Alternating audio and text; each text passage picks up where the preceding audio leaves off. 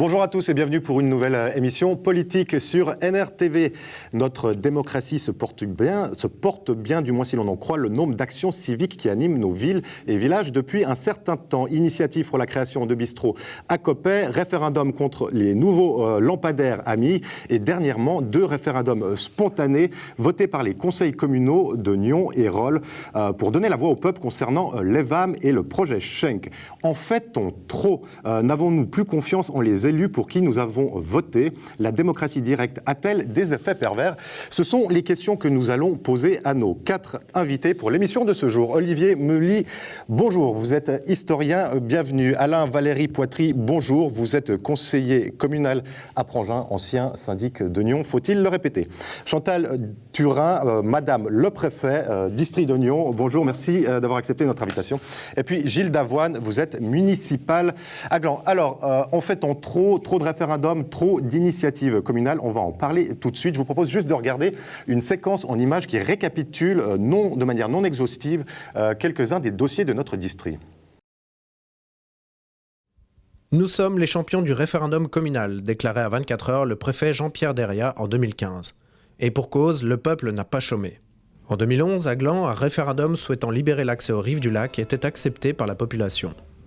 En 2012, à Bassin, un référendum était lancé contre l'idée municipale de démolir la grande salle. Le peuple soutiendra cette vision politique contre celle des référendaires. Gland encore, en 2015, où un double référendum contre la construction d'une piscine couverte et contre la hausse des impôts était soutenu par le peuple. 2015 toujours, mais à Tannay, où le peuple refusait le nouveau port du Tory. En 2016, à Coppet, on lançait une initiative pour la création de bistrots, à laquelle la municipalité doit répondre dans un délai d'1 an. Dans cette même commune, on collecte actuellement les signatures pour contrer les travaux de la route du lac. À Mi, on vient de refuser la pose de nouveaux lampadaires. Enfin, Nyon en appelle au peuple via un référendum spontané concernant la venue de l'EVAM et Rolle à ses habitants au sujet du futur quartier Schenk. Et la liste n'est pas exhaustive. En fait-on trop? Y a-t-il trop de référendums dans notre région? Madame le préfet Chantal Turin, on est un des districts qui a le plus recours à ce genre de pratiques démocratiques. Est-ce qu'il faut s'en inquiéter, vous qui êtes préfet? Je ne sais pas s'il faut s'en inquiéter, mais c'est vrai que c'est une réalité. On voit que la population veut de plus en plus intervenir dans les décisions qui sont prises par ses élus. On a, pour cette année 2017, déjà, vous l'avez mentionné, 4 référendums en cours, 2 spontanés et 2 qui ont été menés par des citoyens. On va juste redire lesquels. Mi, ça s'est terminé. Coppet, on est en cours de récolte de signatures contre les travaux de la route du lac. Et puis les référendums spontanés qui sont attendus donc à Nyon et Rolle. Voilà, exactement. Gilles Davoine, comment vous observez, vous, ceci? Vous êtes aujourd'hui municipal à Gland, vous avez été conseiller communal à Gland en 2015. Il y a eu 2 référendums contre la hausse des impôts et contre la construction de la piscine. Vous vous êtes battu pour l'un des 2. Cette machine, à dire non, l'avait tout simplement emporté, balayé même. Oui, bon, ça dépend un tout petit peu des sujets, parce que c'est clair que quand on touche aux impôts, et là même, le sujet sur la piscine avait quand même largement trait aux impôts, puisque la problématique qui avait été soulevée, c'est le 1,5 point affecté pour cette piscine. Donc c'était deux dossiers liés. 2 dossiers liés, et puis lorsqu'on parle impôts et qu'on demande aux gens s'ils veulent éventuellement payer plus d'impôts, la réponse est assez souvent non. Donc là, c'est des cas particuliers, mais c'est vrai qu'on peut se poser la question aujourd'hui, voir le nombre de référendums. Là, vous avez cité au niveau communal, mais je pense par exemple au niveau fédéral, on a une grosse liste aussi. Une liste, absolument, pour les 15 prochaines années, on peut le dire. Exactement, donc on peut se demander à un moment si c'est pas trop facile finalement de faire un référendum. En plus, on a le cas des référendums spontanés où là c'est carrément l'organe délibérant qui dit tout de suite on a pris une décision mais on va la soumettre à la population. Il y a parfois où, effectivement ça peut paraître assez étrange, sachant que la problématique c'est pas la démocratie directe. Moi j'ai rien contre la démocratie directe, bien au contraire, évidemment que c'est très utile.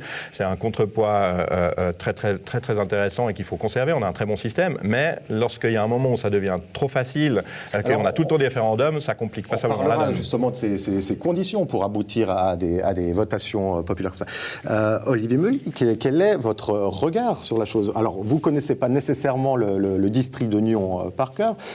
Croyez-nous sur parole, il y a de plus en plus de votations populaires. Qu'est-ce que ça vous inspire, ça, pour vous qui êtes historien? C'est clair que la tendance va indiscutablement vers un intérêt croissant des gens à la direction des opérations de la cité dans laquelle ils vivent. C'est un sentiment qui est largement répandu aujourd'hui. La seule différence, et là je crois que le système suisse reste de loin le meilleur, malgré les inconvénients que j'entends bien. Je comprends bien la difficulté croissante, elle aussi, pour les élus, de devoir se colter très souvent avec une contradiction de plus en plus présente et bruyante. Et une contradiction qui ne joue pas forcément le jeu de l'hémicycle politique, non, qui est souvent extérieur. Le système suisse l'a reconnu d'entrée de cause en créant cette double nature, la démocratie directe et on l'appelle semi-directe d'ailleurs, ce n'est pas par hasard, c'est qu'il y a vraiment le Parlement et à tous les échelons qui ont leur rôle, leur fonction, et il y a ce contrôle permanent du peuple, à la fois pour valider éventuellement certaines décisions ou lancer des initiatives, de sens du terme. Je pense juste que, si je peux juste rebondir sur un de vos propos, vous avez commencé par dire le peuple s'intéresse de plus en plus. Alors, ça dépend comment on le prend, parce qu'effectivement, via les réseaux sociaux, via Internet, on a beaucoup de réactions, beaucoup plus qu'avant, mais ça c'est lié aux moyens qui sont à disposition. Mais lorsque vous regardez, il y a beaucoup de communes dans lesquelles il est extrêmement difficile, par contre, de trouver des élus, que ce soit des conseils communaux, et puis encore plus souvent dans les petites communes, les municipaux. J'aimerais juste donner une fois, en introduction, la parole à Alain Valéry-Poitry. Quel est votre regard, vous, sur ces nouvelles pratiques qui augmentent, en tout cas? Moi, je suis assez d'accord avec ce qui vient d'être dit en ce qui concerne la population. On a une démocratie représentative qui est, en fait... disons, panachée avec de la démocratie directe avec les référendums. Par à coup. Et puis on sent dans la population, on le sent, je pense, dans tous les pays européens, une volonté de la population d'être beaucoup plus impliquée en amont des décisions politiques. Alors on le voit dans ce qu'on appelle la démocratie participative, où on a des expériences qui sont faites dans plusieurs pays. Nous-mêmes, à Nyon, on en avait fait une. Alors, la démocratie participative, l'enjeu, c'est de faire intervenir le peuple avant les votations. C'est-à-dire de lui expliquer quels sont les projets en cours, essayer de déminer le terrain par un petit peu de communication. C'est pas seulement de la communication. Je pense qu'on prend par exemple ce qui se fait en France actuellement avec Macron, avec son mouvement En Marche. C'est tout à fait assez intéressant parce qu'ils ont réuni en fait des gens qui ont travaillé sur des thématiques et à partir de ces thématiques, c'est remonté, on les a triés et on fait des propositions ensuite. Ici, par exemple, à Nyon, ce qu'on voulait faire, c'était de faire des conseillers communaux relais. C'est-à-dire que pour chaque... Là, vous nous parlez quoi, de 2005, de cette période-là? Oui, c'était la période de 2005 où moi je voulais instaurer ceci. C'était des conseillers communaux relais, c'est-à-dire que la population pouvait se réunir, pouvait ensuite en discuter avec un conseiller communal qui faisait le relais. Oui. C'est-à-dire que ça montait de la base. Merci, Olivier Molly. Alors, c'est tout à fait une approche intéressante qui mérite réflexion, même dans le système très sophistiqué que nous avons. La grande différence, et c'est pour ça que je pense que le système suisse à tous ces échelons est supérieur, c'est que quand on parle de démocratie participative, il y a en effet tous ces éléments qui sont extrêmement intéressants et dont on peut s'inspirer, mais il n'y a pas de procédure, il n'y a pas de moment où il y a une décision qui est prise. Et c'est ça le point important et qui différencie fondamentalement la Suisse des autres pays. Tout le monde aujourd'hui, on voit en Espagne avec Podemos, en Grèce, enfin, tous ces mouvements qui demandent cette démocratie jaillie du peuple, si vous passez l'expression. Mais après, et les grands penseurs en France ou ailleurs qui théorisent ceci, butent systématiquement sur la question, après, qu'est-ce qui se passe? Une fois que les gens ont parlé, justement, il ne se passe rien. Mais il faut bien qu'il y ait une organisation du discours au bout d'un moment. Donc, il y a le système suisse et qui permet justement l'organisation du discours parce que ce qui se discute débouche sur des propositions, sur des votations et sur des votes qui débouchent eux-mêmes sur des décisions concrètes. Et ça, je pense, c'est l'élément extrêmement important. Cette participation-là, pour moi, elle a comme premier but, justement, d'éviter d'avoir trop souvent recours au référendum. C'est-à-dire que si on a associé la population dès le départ, en amont, à la discussion, eh bien, effectivement, logiquement, on devrait arriver à une solution de consensus bien chère à nos concitoyens et à la Suisse en général. Et cette solution de consensus devrait permettre de faire que les mécontents sont peu nombreux et que donc on n'aura pas des référendums qui viennent, alors qu'à l'heure actuelle, c'est vrai comme on le disait, on a quand même beaucoup de référendums J'aimerais juste c'est le connaître sujet de base. un cas typique, Ami, donc vous l'avez suivi sur NRTV, référendum contre de nouveaux lampadaires, une situation extrêmement étrange où un conseil communal avec une commission vote à l'unanimité un préavis et puis des opposants qui, par voie de presse ou dans la rue, sur la place publique, disent que tout le monde a mal évalué ce dossier. Madame Thurin, vous êtes préfet du district de Nyon. Comment réagit un organe législatif quand il a voté un dossier à l'unanimité et que le peuple vient lui dire que tout le monde a mal travaillé? Comment on remotive les troupes après? Alors c'est clair que c'est difficile, mais je crois que du moment que vous acceptez la fonction, que ce soit l'exécutif ou législatif, c'est quelque chose à laquelle vous devez vous attendre de façon de plus en plus régulière. On va dire que maintenant c'est un phénomène de société, peut-être aussi de contester les autorités d'une façon ou d'une autre. Mais d'où vient cette suspicion? Difficile à dire. Je crois que c'est simplement un phénomène de société qu'on retrouve envers toutes les autorités. Je dirais pas seulement les autorités communales, mais c'est vrai que l'aura, que ce soit même au niveau, par exemple, de l'enseignement, du professeur ou l'aura de l'enseignant, n'est pour plus vous, le même. c'est presque une crise culturelle. On a détruit toutes les hiérarchies, on a tout aplani, et puis désormais... Oui, mais on a plus fait que ça. C'est-à-dire qu'il y a quand même une volonté, on le sent dans différents courants politiques, et je pense plus particulièrement à l'extrême droite, il y a quand même une volonté d'être en lien direct avec le peuple et de sabrer tous les corps intermédiaires. Et ça, c'est un vrai problème. Donc là, dites-le tout de suite, le populisme qui détruit populisme, c'est toujours un petit peu institutions. compliqué, parce que le populisme, ça peut s'interpréter de manière... Mais je dirais que c'est de faire en sorte qu'on ait un lien direct avec le peuple, parce que le peuple a toujours raison. Or, on oublie qu'en Suisse, on est d'abord une démocratie libérale. C'est-à-dire que, bien entendu, il y a le peuple, il y a les instruments de démocratie directe, on a le fédéralisme, mais on a aussi les droits de l'homme, les droits des minorités, etc. Nous sommes une démocratie libérale. Et ce n'est pas seulement le peuple qui a raison. Le peuple, il est aussi... il ne peut pas faire n'importe quoi. On ne peut pas, par exemple, supprimer la propriété privée. On ne peut pas instaurer la peine de mort. On peut pas... Il y a plein de choses comme ça qui fait qu'il y a les droits fondamentaux Donc il y a des garde-fous.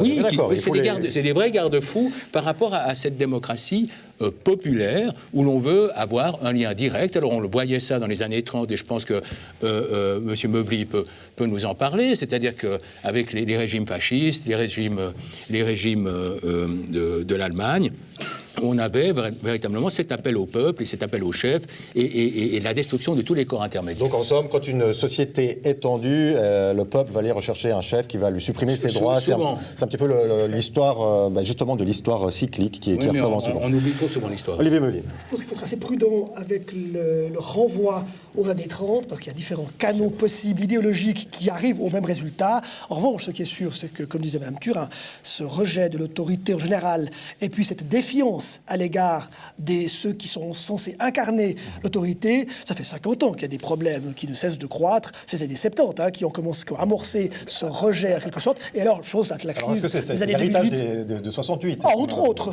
c'est un des éléments. Mais alors, il y a eu une accélération très puissante à partir des années 2008-2009, avec la crise de Lehman Brothers. Je pense qu'on ne mesure pas encore à quel point c'est un moment charnière dans l'histoire récente. Et tout ce potentiel de méfiance qui existait, c'est littéralement délivré. Et ça a donné un poids à tous les populistes de gauche et de droite. Est-ce qu'on a raison d'être paranoïaque, complotiste ? Je pense qu'on a tort d'être complotiste en général. C'est pour ça que le mot populiste, il faut être prudent avec, ou les références, c'est que chaque situation a ses raisons, a ses propres mécanismes internes, et si on veut lutter contre eux, il faut les prendre aussi comme tels, parce que malgré tout, il y avait un très article aujourd'hui dans Le Temps de l'historien américain Robert Paxton qui montrait bien qu'aujourd'hui, on ne peut pas comparer, comme on le fait cette fois Trump, à Mussolini, parce que les ressorts idéologiques, la façon, qu'est-ce qu'on attend du peuple qu'on interpelle. Mais enfin, il y a des mécanismes de foule qui se ressemblent de siècle après siècle. Il y a quand même des réflexes. Le problème, c'est que quand on parle du peuple, il n'y a pas 36 manières de le faire dans n'importe quelle langue. C'est toujours le même langage qui revient, alors qui rejoint ce que disait M. Poitry, ou alors on veut chercher le peuple, et en même temps un peuple qui est déstabilisé. Et c'est pour ça, ces années 2008-2009, porte un potentiel tragique extrêmement fort, car beaucoup de choses qu'on croyait établies, on croyait avoir digéré la chute du mur de Berlin et les conséquences déflagratoires sur la composition du monde politique. On croyait que ça s'était restabilisé grâce à Internet et à la mondialisation. Et bien là, boum, tout ce qu'on croyait rétabli s'est effondré, donc on repartait à zéro. Et c'est là que l'anti-européanisme a gagné en puissance. Les partis populistes de gauche et de droite ont senti le vent de l'histoire derrière eux. Gilles Davoine, vous évoquiez tout à l'heure le fait un faux semblant, la société est connectée sur Internet, la société civique est connectée, elle donne l'impression de s'intéresser aux affaires politiques, de les contester parfois.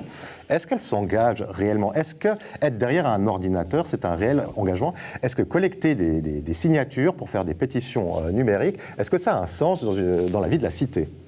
Je pense que ça a un sens. Le problème, il ne se pose peut-être pas comme ça. Moi, je suis tout à fait d'accord avec tout ce qui vient d'être dit sur le côté historique. Mais c'est vrai que là où on a aussi un changement assez important, c'est les nouvelles technologies qui permettent, Internet là, mais même le fait de pouvoir imprimer des tracts avec son imprimante.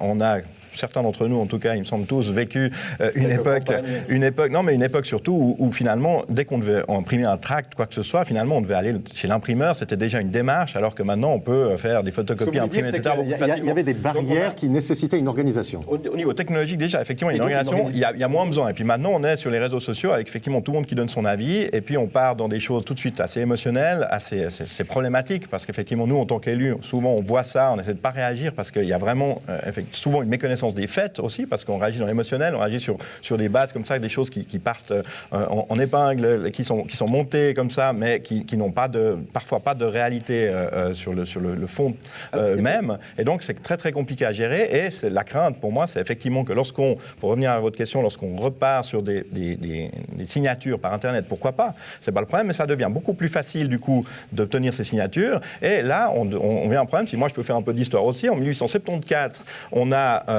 30 000 signatures qui sont nécessaires pour déposer un référendum. Ça, c'est le début du référendum en Suisse. 30 000 signatures, ça représente 5% du corps électoral. Et aujourd'hui, en 1978, on change, parce qu'évidemment, en 71, on a eu les femmes qui ont eu le droit de vote.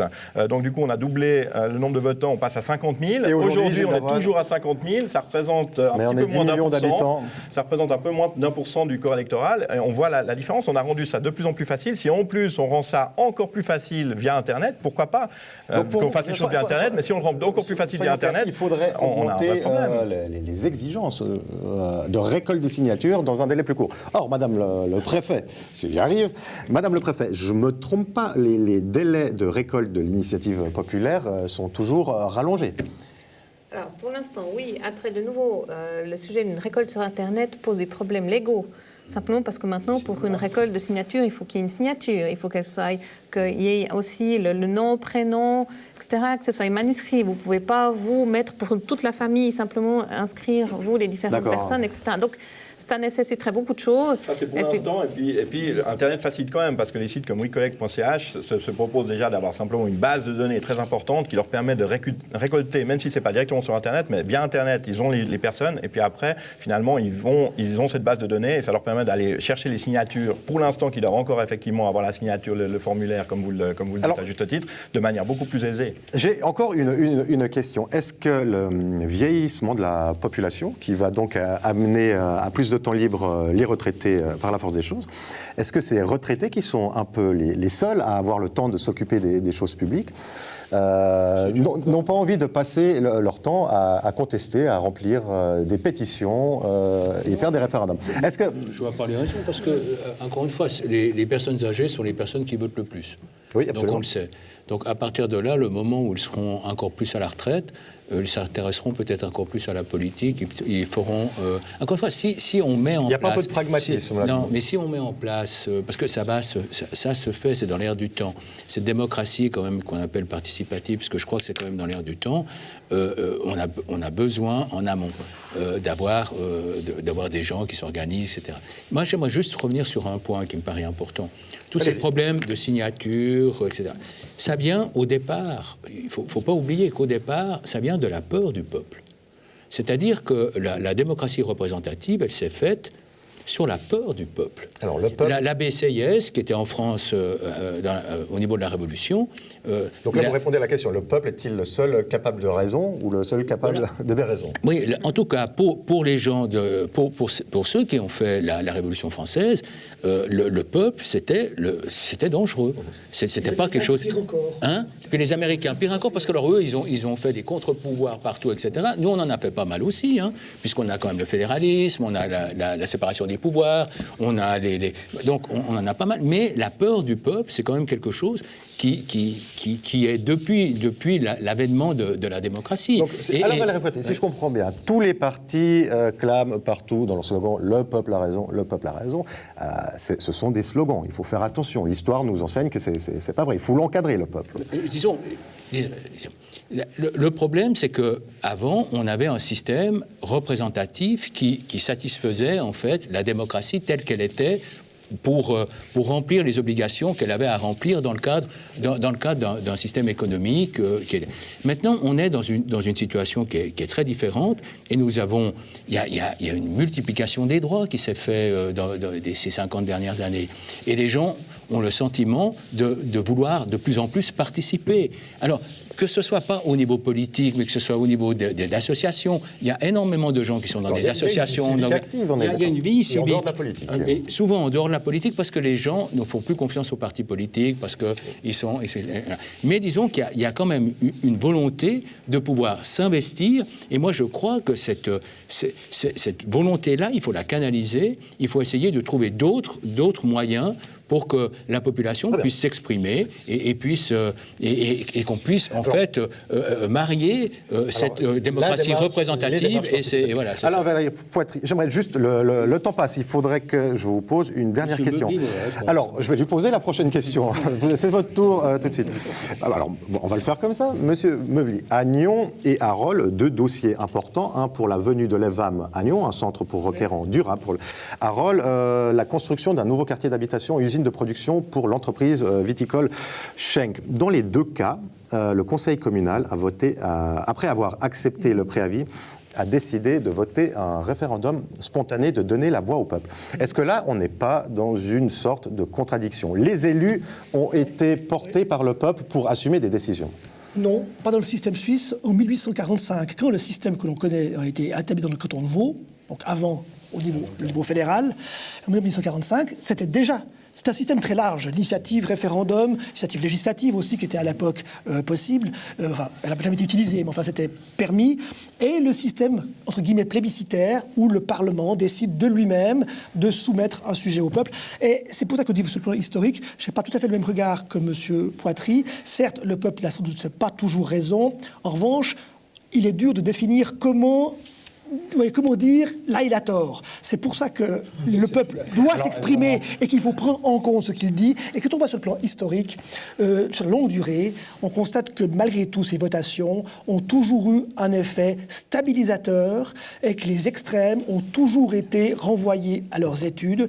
On voit durant l'entre-deux-guerres, on parlait de l'entre-deux-guerres justement, on voit très bien la succession de votations qu'il y a eu entre 18 et 39 en gros. Et bien chaque fois qu'il y avait un objet trop à droite, trop à gauche, le coup près tombait et ça obligeait, d'où le système suisse qui s'est parachevé avec la paix du travail, etc. Chaque fois, les élus étaient ramenés, étaient obligés de revenir. D'accord, donc il faut toujours reprendre. Les socialistes, pour finir, ont été intégrés. Donc ça fait partie de notre mécanisme et régulièrement, le peuple, qu'il ait tort ou raison, nous donne une sorte de baromètre à partir duquel on doit continuer la vie démocratique.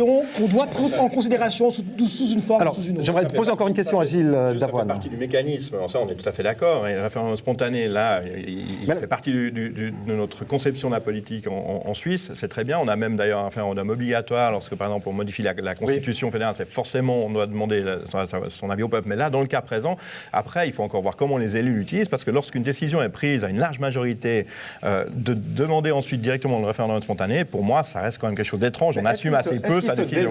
Est-ce que les conseillers se désavouent ou alors est-ce qu'ils agissent stratégiquement en se disant il vaut mieux ne pas laisser un parti d'opposition aller faire la récolte des signatures parce que chaque signature récoltée durant le laps de temps est un vote gagné. Mais les deux choses sont vraies. Vous avez une balance des intérêts à faire, effectivement, entre ce que vous souhaitez faire. Moi, c'est vrai que de mon point de vue personnel, je trouve qu'une fois qu'on a une décision qui est prise, on doit l'assumer. Si, effectivement, on a un système qui permet de toute façon le référendum avec des partis politiques, des personnes qui vont chercher des signatures, qu'elles le fassent. Effectivement, la campagne, elle se mènera dans ce sens-là. Olivier Meuvely, ce sera votre mot de la fin. Allez-y. Alors, l'espace économique européen, en 92, c'est le Parlement fédéral qui avait soumis de sa propre initiative le sujet au peuple, parce qu'à l'époque, il avait le droit de le contourner. Mais il voulait essayer, ça n'a pas joué pour finir. C'est qu'il y a des grosses décisions dont on ne peut pas faire l'économie du choix du peuple. Il pouvait faire l'économie, oui, mais moralement... il a choisi politiquement, judicieux, d'aller directement, franco, devant le peuple. Écoutez, ce sera donc le mot de la fin. C'est vous qui l'avez eu. Félicitations. J'espère que vous reviendrez à notre grand jeu. Voilà, écoutez, monsieur Poitry, monsieur Davoine, merci. Madame le préfet, Chantal Thurin, merci. Les questions démocratiques, on est donc dans un district très dynamique. On vous raccueillera pour en parler. Si ce n'est pas vous, c'est votre confrère Jean-Pierre Verriat. On vous sollicite régulièrement, vous nous répondez toujours. La démocratie, on continuera à en parler évidemment toutes ces prochaines semaines. La semaine prochaine, on commence d'ailleurs avec les élections cantonales. On va se cibler sur le district de Nyon et les 6 listes, à moins d'une surprise, qui nous seront proposées. Merci à tous de nous avoir suivis et à la semaine prochaine.